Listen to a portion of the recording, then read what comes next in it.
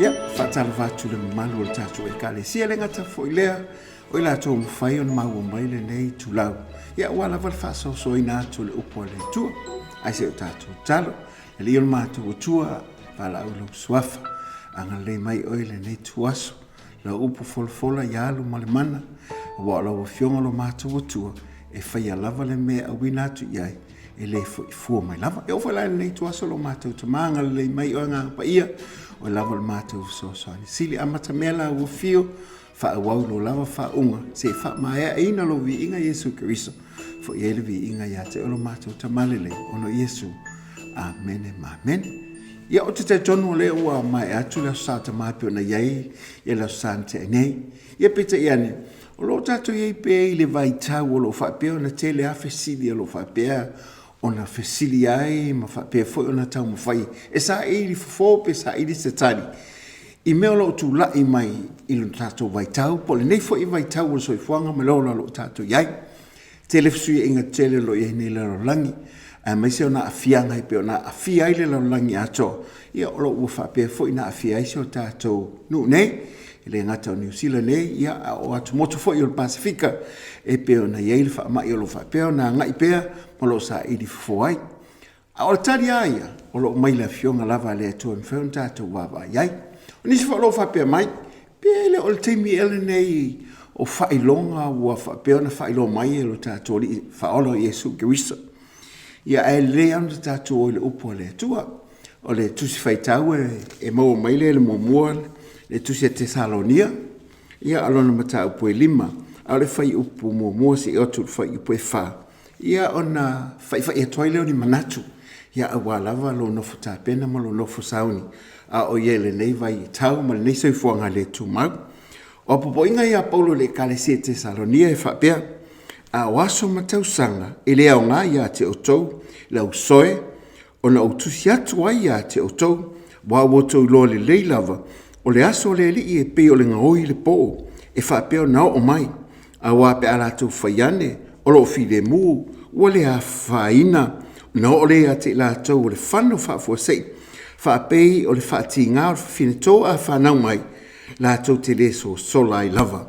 A o tau le o soe, to te le o iai po liuli, ia mau mai ai o tau e le nā aso e pe o senga oi, o tangata o le malama o tau malava, ma tangata o le ao, tātou te le o le po le po liuli. O le ua e whalongalongo mai.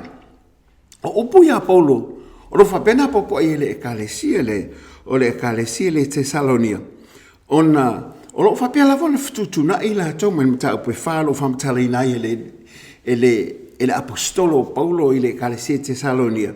Ia le tūlanga i la tau e o momoe po o mari liu le li, ma le si tianga i fo le ekalesia. Peita iane la, ia manino ma i tātou malamalama lele, o lo o iai i ia whataita inga i le fio mai lo tātou li Yesu Keriso. A tonu fo i a tāua, le o ina pēr matu ina atu, ina ia whetau i le lei, ia le tūlanga o whesuia ingo iai nei, ma le tāpena le tangata ua whaolaina, ma le tangata fo ina te leilo le ri, i le aso e fio mai e le Yesu Keriso. E whautalaina la e whapea ia le avia e le neitu waso e whapea. Ma taala sauni pea, tātou te le uloa po o awhea. Ma taala sauni pea, tātou te le uloa po o awhea. A tonu e tāua lea e tula i mai eini fisili e whapea. E sauni i sea, e ma taala e pea whapea whea. No whapea atu lea, e lelo sauni, e lewelo ma taala. Wal me momua, tātou te le lope te le silfia, le aso e o tuai le malanga al maliu mo le oti lo so i fua mo lo wora. Ai o atu le aso le i lau sunga, ia alo whapea lava, ona e tāpena ma e sauni ma e matala, i le aso leo le li pe alu whilo e maia. Lona lua, o le matala ma Sauniuni pea, a wa tātou te le iloa e o lava se tasina te le o malama ma te tonuina, le aso tonu e a fio mai ai le li o Yesu Keriso. O le tāua lea, o le avea ia Paulo le kale se te Salonia na i whapea toi. O aso matau sanga e le au ngā ia te o tau le au soe, o na utusi atua ia te o tau, o le tere au teimi, se o mai tau o tangata vai tau ma vai teimi. o le tau ma le vai taimi o matamatangi ma to inga awala o le osoa o le masina o le taimi ngoto ai o mai tau e tangata fa mai le to e ngā me ia o le me taua o lo mai tau o taimi ma fesuia inga o iei nei i le tusi la le Tesaloni e whapea i upo a Paulo e whapea fa mai awa i o tau lole lei o le aso le li e pe o le ngoi le po e whapea mai a wape a lato whapeane fo. O lo file mua le a whaina. O na ho ole ia te lato o le whanu whafose. Whape o le whawhine e whaati ngā la a whanau mai. La tau te le so sola ia. Pe o le utoi whamatala i e Paulo. Ia le mata ua lusu ma le wha o le tusia mātaio. Sa whesili nai ia le li o Jesu ke riso na uso. Po le a le whailonga o lo na toi a fio mai. A e mai tau sa el tātou a o onga sa whapea fo po se launga tu inatu. O le talia leli o Jesu ke riso mal whatapena ina o i lātou sa whapea na iei o na uso o mai o whauraina le taimi. Ia le taimi to e fio mai o ia sa whapea na ia whailo atu, ia whailonga ma talano ai. Ai ele nei tu aso te mana o la vaina ia whapea o na mai tau lele.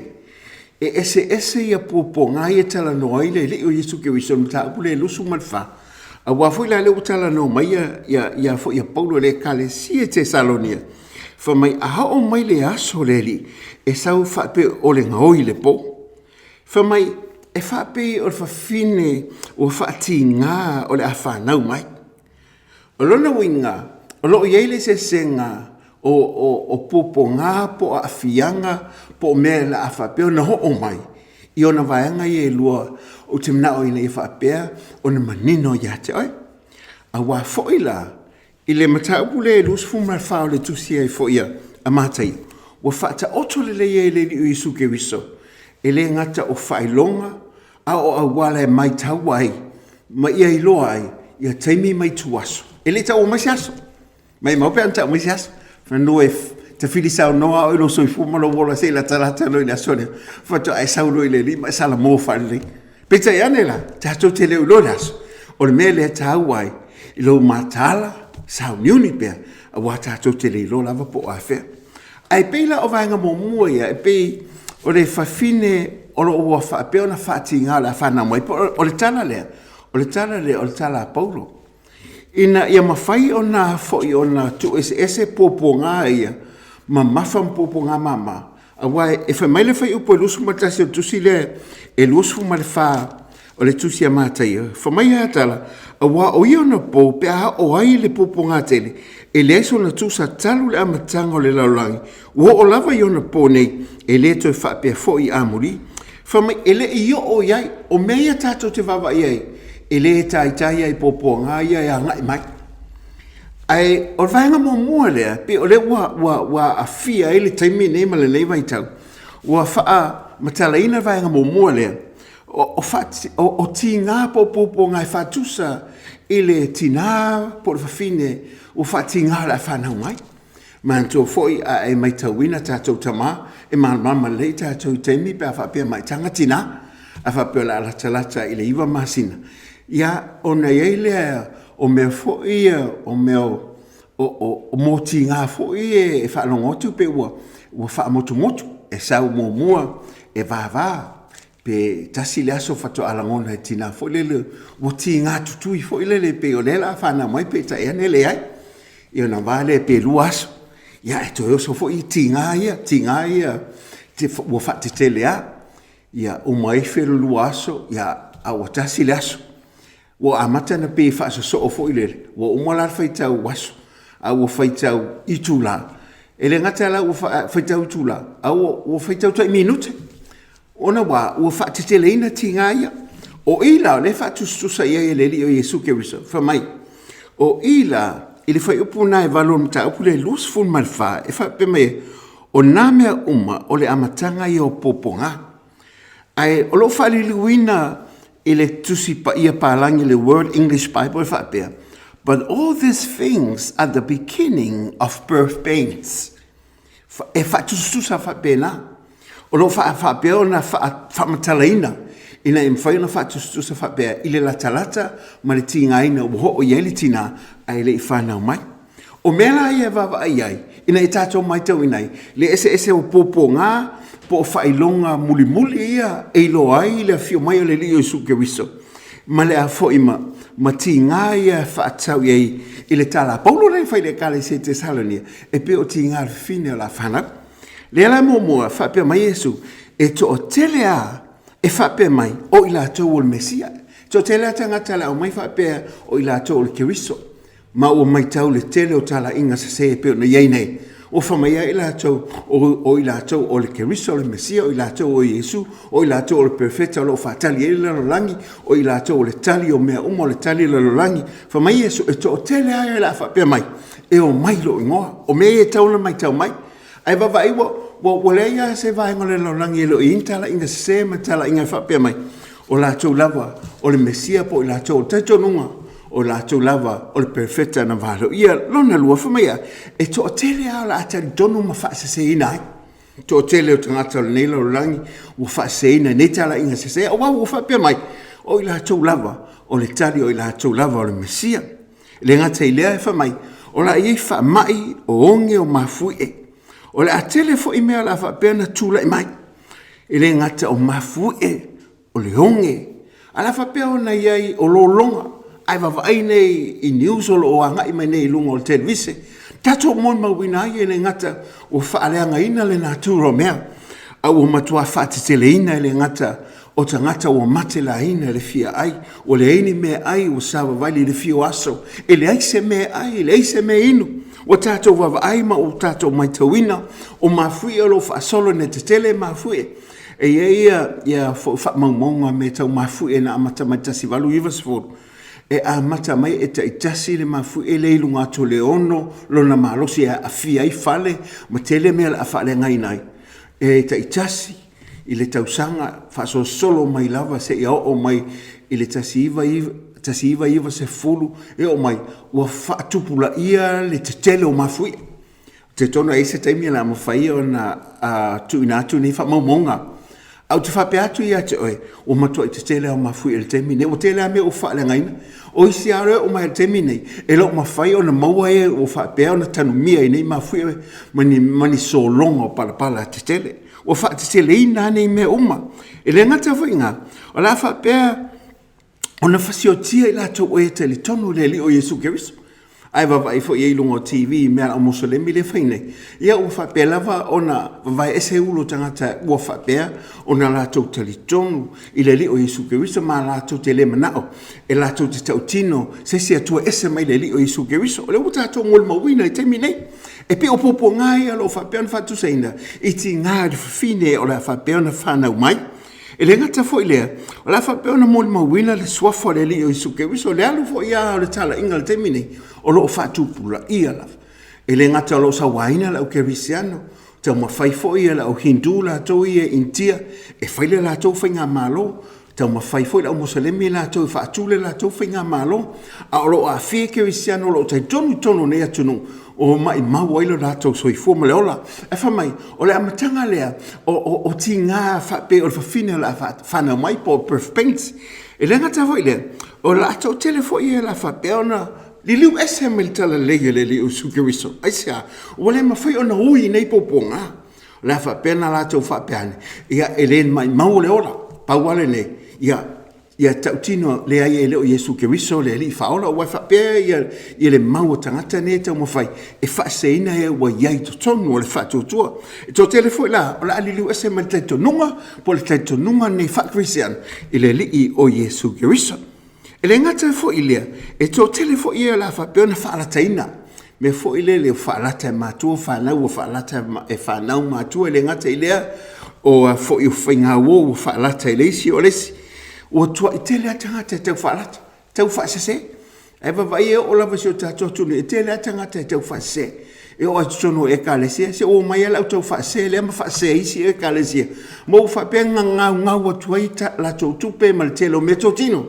Ona to tele o la auto fase se waye ne o so tangata wale fefe me la tu se wo o me la tu wale popo ya wo mai e tau fase a fa mai tala le Iesu Keriso ona so ya po te mila ia fa pe nga o popo ngai po perf painti ta to te mon mo i tangata fa pe nei ele ngata foi lea la matua fa tupula ia le amioleanga ele ngata i lea o la ia le feita na inga la fa pe ona ia ai va vai ele to isi file mu le tele malo ma tu we ele feita nga i le va o malo ele ngata i lea to tonu atunu o la to o ainga foi wo fa pe na wala o to isi file mu le o lo fa pe ona ia la fa tupula ia foi le amioleanga ai va vai o lo tam fa ia malo e fa pe on fa pasia ina ni tu la fono e fa pe on fa tanga ina ai e to e nga ngari e le fa tanga ina na fio nga le tua mana tua o vaenga o mai o lo fa ilo mai tatou te lo ai o le amatanga le po perpens e le fa tu sala i taimi o popo ngaia pe o mai taimi mulmuri i taimi mulmuri fa pe na fetala ele li o isu ke wiso i o to lo la o fa ilonga nei o aso mulmuri po aso amuri a o mai vai tau ia o le fa pe mai ele tala le li o isu ke wiso i ona au so fa mai i o to loa e le fa ngofia so ia fa mai ele tasi o la fa pe no lo fa tasi ave le si ele eris fa mai o talo fa ia te o to talo sia i o mai la so le ele o sau taimi o tau malulu talo sia i o mai la so le ele o fa pe ona ye ni fine o lo fa pe ona maitanga ia mani fai lele ai sea ele to fa pe ona fatua o ia poponga ia so ia pe o mai ia so mulmuri o le fa pe ai la ona si o mia Jerusalema i au tau mai le tu le laulangi o mea i o failonga la ia so amuri po taimi mulmuri le i o mai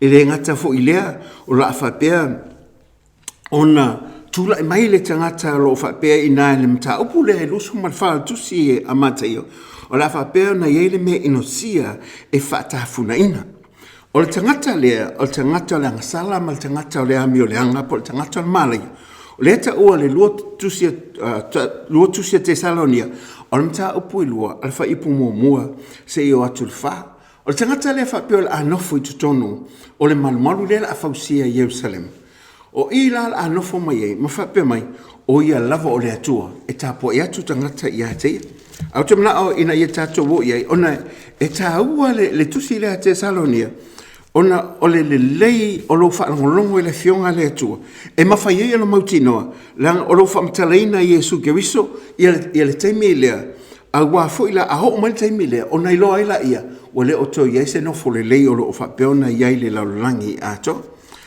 lua Tesalonia mata upo e lua fai mai a wane e wha seina se tasi a te o tau se tonga fite tasi a waile o maile na aso se a mua i o na tau nuu o le te ese ma ia wha alia mai ai o le tangata o le angasala o le tangata lea o le malaia o le te e atu ma wha mawalunga ina e ia te e sili me o malava ua tuaina ma mea uma ua ifo i ai tangata o lea ua ti ai o ia le malu o le atua pese i o le atua o ia o loo whaari mai o ia o le atua lava ia a o mai la temi mulmuli le popo ngā mulmuli le amuli pe afa pe o mai ia temi ia o la ia ilo la tangata le ta o tangata le angasala po tangata le malaia po tangata le amiolang o ia la lea o le anofo mai Jerusalema ma tangu mawhailo na te pūlea le laulangi a toa i lona malosi le vaenga so ai la e popo ngā tele e le so na tusa talu le amatanga pe o ta ua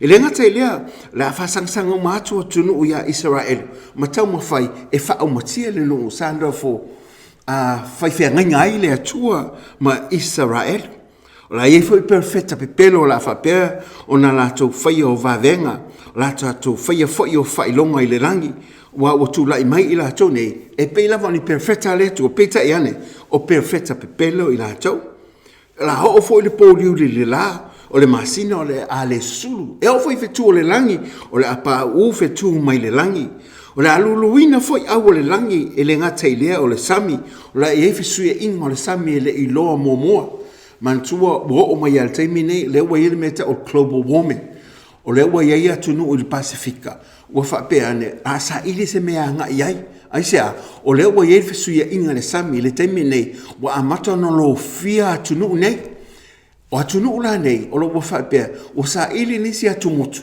E mawhai ono iai, a wa tutu sa le sua le tai, ma le peo le tai. Wa wifo lava ia le sua sami to tonu o fale o ainga. O lo wa iai le taimi nei, wa amata na mawalunga ma wa si ia le tai. O lono winga, wa iai le fesuia inga e peo na iai nei. E le ngata fo ilea, o la afa pia o na luluina mea uma le taimi. O la afa pia fo ilea o le tau faitang tu tangata. Ma mata pongia tangata le fefe i le taimi e whailo mai ailo tātou tua le li o Yesu Keriso i le langi. O na ilia aile o le pū ma le leo tele lava. O na whaapotopoto ina ailea e le atua e ana angelu o ea wea whiwhilia mai i tu e whao le lalangi. O ila o tātou loai le ese e senga o vaenga ia. A o le tahua lau whalongolongo mai, ia iloa. E le taitai ana o tātou i poponga ia pe o le whailo mai whai poe e losu maltasi on ta upu lea e losu mal wha tusi a mātai wha mai e le i taitai o na o iai tātou poponga ia. O le tala fia ia te oi, ia e loa, o poponga ma mawham poponga ma mai e, o lo iai le tai tonunga, e whaifo me ia a wasi i tia le li ilana e kālesia. O le tala fia ia te oi, ia e tā pena ia e Sauniuni, a wa ia e loa, a e le matala, e o mai le aso leo leri, a o lo e whata mana pea, o na le si tieina leo oe, mai tātou, i le wala au lea pea, o mante me hili e le pō, a ngelu, o a tofaina le tātou li e o Yesu Keriso. O lo whapeona i e le taimi nei pea na e whanonglongo mai, e a tuli matai ia le taimi le nei, e fesuia inga ma le afoi ma le fitafea i o whainga malo ma le fesuia inga o mea. Ia awane ave e se heilo tātou matawhai oi o le tā pena o le tangata latou ia malona a inga. Le alai whape o le teimi nei, o le teimi ai fo ina nei le tātou le tātou le graph le sātou o tuai. O le teimi le nei, o le teimi o le alofa tū no le li o Yesu Keriso. O lo tātou iei nei i le teimi o whainga lotu. Fato a uma le taimile nei, i le taimile e siti ai fwai le ka le sia le li Yesu Keriso. I e mana tua maila e tutupu a mea nei. E whatupu la ia te leo ti ngā mawhitianga le laulangi nei. E leo tō iaise le lei o loo hangai mai. O loo whapeo na whatalitali tangata. I le taimile nei, po o whea a maua maise tali, a o whea a wala maise fe so soani. A loo tātou wawai, o le taimile nei, o le taimile no ese. O le taimi o le alofa tū no le tua, tātou te ngā lulu e mo mai o tātou ainga, i to tono le wha o le tanga le tua. O le pileo tāle nei la tō, le pileo tau whainga lotu. Le tāla ina leo le swafal tātou li o Yesu Keriso.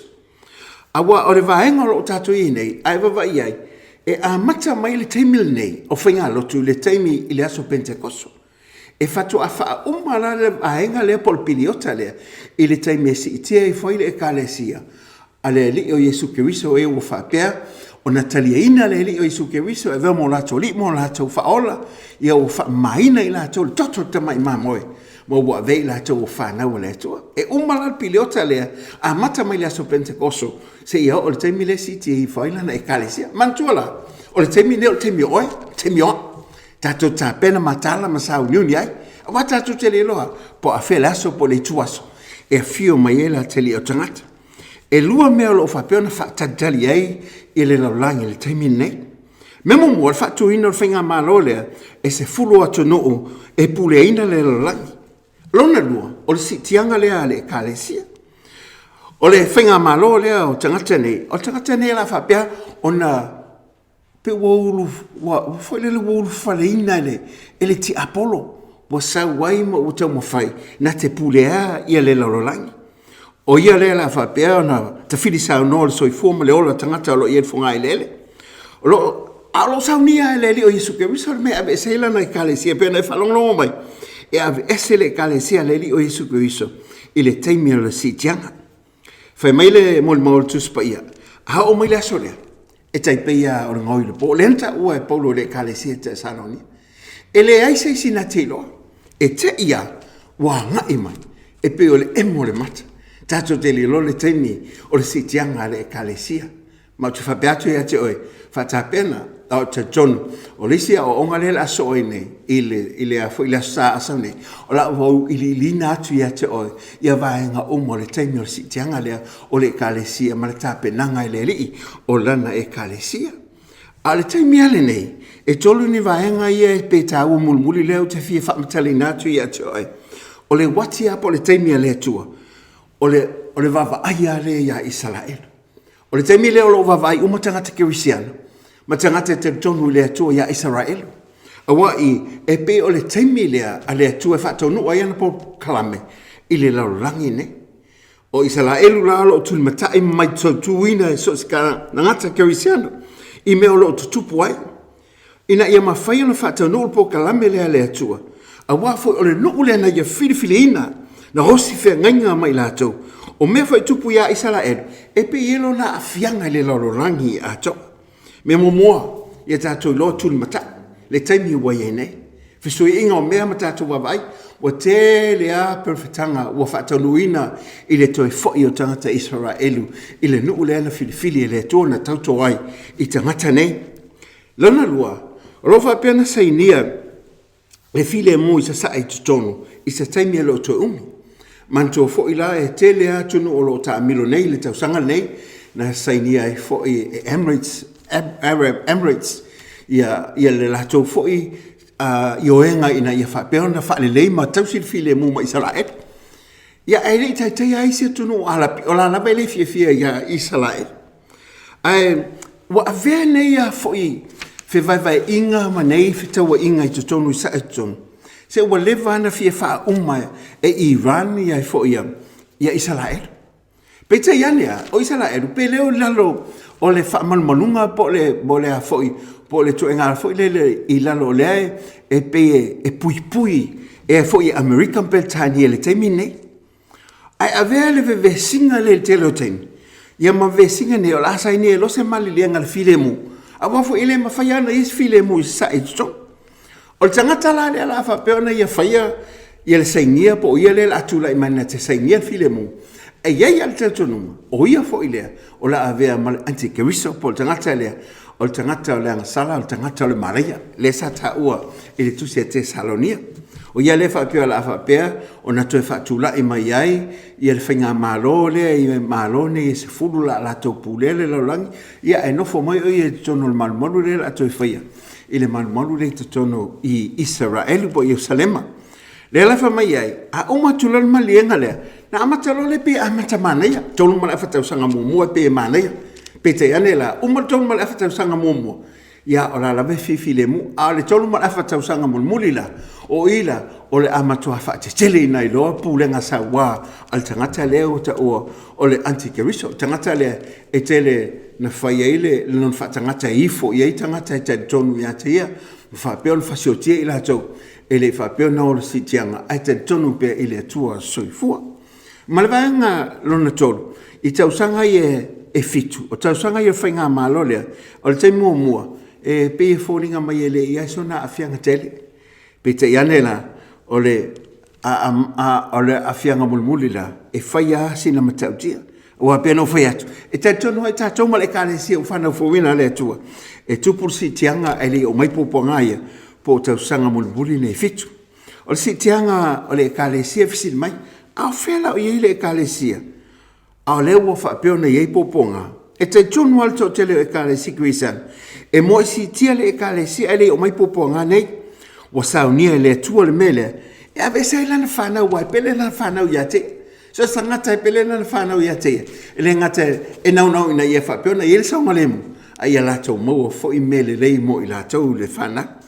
O lo iei le tusia luka alo fa pe mai tusia luka sumal valu lo sumal val ma to sumal a leila va so o to lo le tasi pa u a fu na fai o ia mea e te pa e o to mai a e lunga o to ulu a wa lata ina fa aloina o to o le yo o to matala le auno matatalo e pe we va vai e fa mai matatalo e pe ia lilia e o to ulu fa piato ia o lo ia ile to le tali mo data I telo fa fita o limpo pangalo yene a wane a veselo fa mo I lumo le tatu atu fa mai angata tatu fa mo le soifanga malola nei o silu tatu malai so se tasila A refa pe matu sia whaalinga, wa e tu sia le upo o lo onsai, o lea foi o te tau sia ia te oe, i le aso i tofu inai oe, wa e tau sia le upo o lo onsai, le ia se mea o mea sa e o iai, e te le onsai ai, le la mai, e o foi la ia te oe, wa whapea o na utau sia te oe, i taimi o whainta, ma taimi o popo ngane, wa foi te lea te tonunga lo iai nei, le tusi lea whaalinga, ai le ngata i lo si te anga le kalesia, o wa te tonunga lepe na e whanonglongo ma ier si tianga nei, i ei nisi o lo whapea, o le si tianga nei e pe e anga i aile i o mai popo ngā pe tau o le pre-tribulation, o le si tianga e o le aile o mai popo ngā, o niso te tonunga tangata kirisiano i whapea, e tupul si tianga le o ngā tono popo ngā, po tau sanga i fitu lesa o tatanoa tui nei a te oe, ia pe te eno nisi, e tupul si tianga, pe a mai a popo ngā, o i la tau la ia, so longa i mai al fitu tau sang, fatu asi tia lo le kalesia. A whapea la se ta ma e alofa. I le mana o ta ma alofa i wawai atu popo ngā tia na whanau, po lo ui me whaingata. Whapea atua i ato e le neitu aso. Ia i loa, o lo i ele se tianga po le tapenanga, po le tali o saunia e le atua. Mōlana e kalesia, i tu aso whaingata o lo a ngai me nei. O le, to telo te tai mai kalesia kirisiano. Ia lo la tau whapea, ia ele lei ala tātou te tono, a wā foila, ai le ia o mai popo ngā, o tā pena le li o Isu Keriso, ia le awala mo i tātou. Pe ona wha tā pena e a fo e noa o le waa, ina o whapea atu le atua noa, i e whau le waa. Se lau los futau sanga o launga pea. I le ia masai si na whalongo, se vangana si na whanau, tō lua si na whanau. Ai na wo o mai le aso. Sa whaolaina na oe na usta. Sa i tutono le wa. I le aima seisi na mawhaina talaina. Ina ua ta pune e le atua le whaitoa le wa lea. E le ito e mawhaia ano iei se tasi e whaolaina. Whaolaina manu sa iei tono le wa. Ai le whaolaina le tō tele o tangata. Na whano le tō tele. Ai sea, la tō tele i whaalongo. La tō tele i ustai. La tō tele i mātala, la tō tele i tāpena, sa whapea e whae la tō, e le a whaina, e le o mai. A whamai opo a le Apostolo Paulo, e le kale te Salonia. Whapea e le o mai aso. E whafose i au na whano. Tei whapea o le fine o tō le a whanau mai, o na tingā mo na puponga. A le la whapea mai ei, tāpena, Sauniuni pea, tātou te leilo lava le tuaso. O lo whapea o na tun matai e le lolangi po whei se tali o whawhita audi o lo iei nei. O te whapea atua ia te oi, o le tali alo iei le li o Iesu Keriso. A ie matala ma tātou Sauniuni, a wa tātou te leilo le aso ma le tuaso. Ina wa tāpena e se whainga malanga e anga i mai i Britannia na i Amerika. Po whata mila le wa ale o le Titanic. Sa whapea upo le tangata sa i eilunga o le wafu i aso lea ina ua whapea ona malanga ese le wa alea. Whapea, e o ai le atua, e le mawhai na ngoto i le wa alea. Ona o le lei o le whausanga, e le ngata o le malosi. Au mea o mai tono leiva, o matua i matautia le matang o fie matapena le lei. E le ngata o fonga whale tele na iai, au ta ngata uma mau mea sa malanga i le aso, na lato whapeane. E le aise o na fianga, e le aise me la o mai ai. E eini whaamau maunga manitala, sa whapeona whaamau mau, e le tupu whala velawe. Sao mai ei seila ma lato li poti atu i le kapiteni. Na whape atu na lato mai le waweao. Ma lato fuaina le loloto. O le sami le tuaso. Ma whape atu. Pea wanga i atu i tātou i le papa. O tātou wanga i atu i se tūlanga i ono a fia i le ba. Ai le whapea o nautangia whautuanga seila nei. Sa whai a le. A wafo ilanga le utele tono ina le va.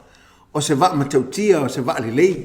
O se va angata. E le toi mawhai e se mea o na afia i o se matangi malosi. Ia maupu ai na whairunga o le wafu. ina ua whaapea o nanga ese le vaa. E o ai le ao le atua, e le mawhai na ngoto ai le vaa le. Pita i ane wha me whaatolu ao na fua, ma whaapea na ripoti atu le kapiteni. La tau te le iloina, o lo i eile aisa, e pe fōlinga mai o se monga aisa ele o se mea tele tele. Pea ngā se aisa fo i lele lo fitafitafia. Ma le leilo, e whai asi maua lalo le aisa lea. Toe malosi, toe maa, whaisi malo le aisa lea. Wha mai o le vaenga o le vaa le tū o le vaa sa whapea na olo i ai. O ina a fia i le vaa na whapea le tangata i lona ma whau ngolo i loa. E le ngoto i lalo. E le se mea no a fia ai, le ma le anga tāwa i le vaa. O le elementu, te le aso i fuana mai mawai. Tasi leo tala wha solpito le laulangi, ina ua fia tau sanga o su ele nei vaa. Na ele ima mao tu nei, ele ata mai wha ona po nei, na mawai. E ni vaa maulu i lalo sa o i lalo malato mawai, ma ta po mai ata o le nei vaa. Malato i loai, o lo wha peona ta oto le le vaa le nei, i le aliti tai, o lo wha peona iai, ma mori mawina ai. Le ai, o le mea whai le tangata, e le anga. O le mea whai le tangata, e le tu maua. O le mea whai le tangata, e iai ale muta anga e mutai, e pe o le vaa lea. Tau te lea e sa wha pea, o na le mawhai, o na la tau talia ni whautuanga le nei taimi. Te tono foi o lo walana mai, po lo e whalongolongo mai a. O lo iei whailonga ma whailoilo, o lo wa ilo ai. So se mea e telu iei, o lo iei whailonga ma whailoilo lunga e ilo ai se mea. Lo iei whaasinoala i lunga e whailo mai a te oe se mea te anga i ai. Se mea o lo anga i elo malanga ma se mea te fia anga i ai, po se wha moe se ai. O lo ai ai whailonga i ala o lo whapeona whaasino atu e te anga i ai. A whapea fo i te malanga iso se a fioanga, o lo iei mataanga ma mea o lo whailo mai ai. O lo iei e ia se tūlanga e whaitete ai. Ne ia a fia la soifua ma le ola. I tala whatai o lo whapeona iei ni whailulu i lo ai. E iei le o ngā sami e le te tau o na e o iei. O lo whailo mai nei whailoilo. O lo iei whailonga o lo whapea o na tau mai ai.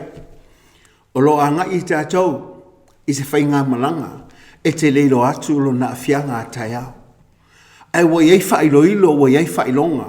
Wa iei le upu le atua lo tau mai a te oe lo tau mai a te. E le na ina le li o Isu Keriso le aso lo na fio mai. Wa iei whailo mai la na fionga. Wa iei whailo mai la na upu. O whailoilo nei po whailonga nei e tau ai a te oe. Ta pena ma Sauni a wata atu te leilo le aso ma le tuasu. O lo iei aso whaingatā lo a ngai mai. A lo tā pena e le atua, le taunu unga le leimo i la tō e tali tonu ma whaatua tua i a te ia. A wa whai mai lawa le mata upu le lusu man wha o le tusi a mātaio. Wha mai e ui lawa na iei nei poponga, e ui lawa na iei nei whaingatā. Ai wha mai ai a o le tū mause i a o i le i unga e wha o laina o ia. E le wha pēr o na la wha i lo tautonunga ma lo whaatua tua. Ai mai se lo wha moe le lio Isu Keriso pe a whaingatā mea. O te tonu, wa a fia e te mau ainga le laulangi. Wa a fia fo i mga luenga. Tau sa ili fo i e whanau nisi o a onga lo talaina nei. Ina e mawhai on wha awau le poto o ina e le lei. Ai le lei alo tātou wanga i atu mawhai mea o le soifuanga ma le olanga le nei. A olo wa e tā pena ma e Sauni. A wa tātou te le lo le aso ma le tu aso. E a fio mai ai la tali o tangata. Ia tātou loa na whaaleanga ina le waale nei o Titanic. O ngai ai ia whaailoilo ma whailonga e le i whaapeo nā mana ia ina. A wane a velta ma o inga ma mea o tātou maua. A wale a vea ia mea o leo langa nei ma mea a ese inaila wa ai mai whaailoilo po whailonga e lo atuai. O lata mai le aso le ali. Walata mai le aso e fio mai elu whaola, e toi whaola ia te oe, e toi whaola ia te. O wane e veselo wha moe moe, a wafa mai lava upo le li o Isu Keriso, fa mai awale ato tu vale o tau lota. I o tau whaatua tua i le atua, i o tau whaatua tua mai ia te. Mai tele mea no whai o tau le maota lo tama. A whai o te alu o te toi sau.